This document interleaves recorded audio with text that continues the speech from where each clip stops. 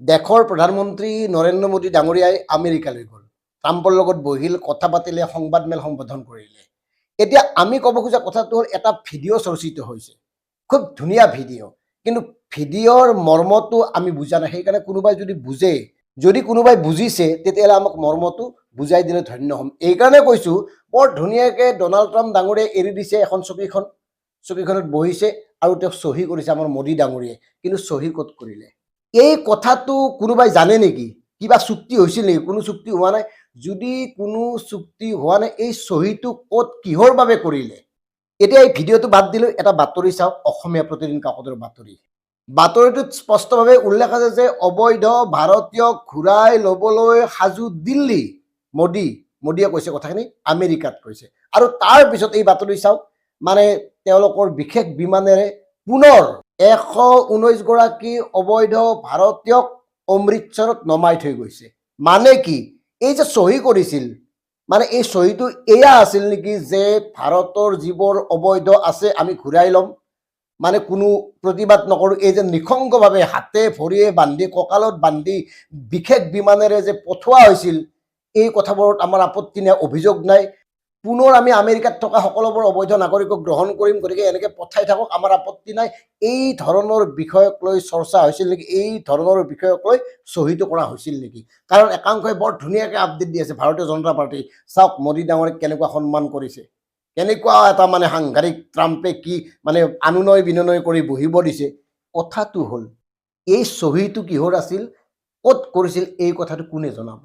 আৰু আমি জনাত এয়া কোনো চুক্তি সম্পাদন কৰা নহয় যে ৰাফেল ক্ৰয় কৰিব, যুদ্ধ বিমান ক্ৰয় কৰিব, ক্ষেপণাস্ত্ৰ ক্ৰয় কৰিব, এই বিষয়ে আলোচনাহে হৈছিল, কোনো চুক্তি হোৱা নাছিল।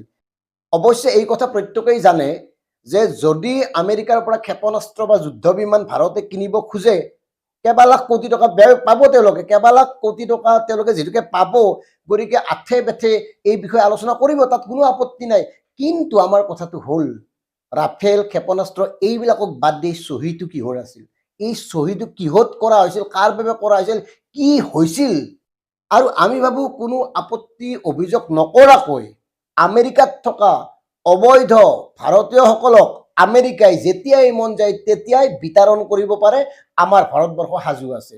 তাত কোনো দিনত কোনো অভিযোগ, কোনো ধৰণৰ কথা থাকিব নোৱাৰে। হয়তো এনেকুৱা চহী হৈছিল নেকি, এয়া আমাৰ অনুমানহে। কাৰণ মোদী ডাঙৰীয়াই অন্ততঃ ক'ব লাগিছিল যে ভাৰতক বিতৰণ কৰক, কিন্তু ইমান নৃশংসভাৱে কিয় হাত কঁকালত বান্ধি অপৰাধীৰ দৰে মানে বিতৰণ কৰিবলগীয়া হ'ল? আমেৰিকাটো বাদ দিয়ক, ব্ৰিটেইনৰ পৰাও সকলো অবৈধ ভাৰতীয়ক বিতৰণ কৰাৰ বাবে সকলো প্ৰস্তুতি ইতিমধ্যে ব্ৰিটেইন চৰকাৰে কৰি পেলাইছে। তাৰপিছত আমাৰ মাতবোল নাই। কিন্তু এইখিনিতে ডিকে বিভক্তৰ ক'বলগীয়া কথাটো হ'ল, কিয় ভাৰতবৰ্ষত আজি ইমান বছৰ ধৰি বাংলাদেশী সমস্যাটোক জীয়াই ৰখা হৈছে? কিয় অসম আন্দোলন হৈ যোৱাৰ পিছতো অসমৰ পৰা বিদেশীক বিতৰণ কৰা নাই? ইয়াৰ পলিটিক্সটো ক'ত? কিয় কৰি আছে এওঁলোকে? কিয় জীয়াই ৰাখিব খুজিছে? এই কথাবোৰে অনুধাৱন কৰা উচিত। মানে এনেকুৱা হৈছে, বিভিন্ন দেশত অবৈধভাৱে থকা ভাৰতীয়সকলক ঘূৰাই লোৱাত আপত্তি নাই মোদী ডাঙৰীয়াৰ, অথচ ভাৰতবৰ্ষত অবৈধভাৱে থকা বাংলাদেশীসকলক বিতৰণ কৰাত আপত্তি আছে। নকৰে, কিয় নকৰে? মানে এনেকে চলি আছে এতিয়া দেশৰ ৰাজনীতি। আৰু এটা গুৰুত্বপূৰ্ণ কথা, আদানীতো আমাৰ দেশৰ বৰ্তমান ধনাঢ্য ব্যক্তি, অন্যতম শীৰ্ষ ধনাঢ্য ব্যক্তি, উদ্যোগপতি। তেওঁৰ বাবে কি হৈছিল কোৱাৰ প্ৰয়োজনে নাই, অথচ সেই আদানীৰ বিৰুদ্ধে আমেৰিকাত থকা গছৰ সম্পৰ্কত মোদী ডাঙৰীয়াই সেয়া ব্যক্তিগত বুলি কৈছে। অথচ নিজৰ দেশত আদানীক মোদী ডাঙৰীয়াই কি ধৰণে পৰিচৰ্যা কৰে, কেনেকুৱা সনুনয় বিনয়, কি ধৰণৰ বন্ধুত্ব তেওঁলোকৰ, এই কথাবোৰ আমি কোৱাৰ প্ৰয়োজন নাই। বিদেশত তেওঁ কি হয়, ব্যক্তিগত, আৰু ভাৰতত তেওঁ ভাৰতৰ অভিন্ন অংগ। এনেকে চলি আছে পুঁজিপতিৰ স্বাৰ্থত এই চৰকাৰখন। গতিকে প্ৰিয় দৰ্শক, এই যে ভিডিঅ'টো দেখিলে, এই চহীটোনো ক'ত কৰিছিল, এই কথাটো আপোনালোকেও জানিবলৈ চেষ্টা কৰক, সোধক। কাৰণ ভাৰতীয় জনতা পাৰ্টীৰ একাংশতো বিজ্ঞ লোক থাকে, তেওঁলোকে চব কথাই জানে।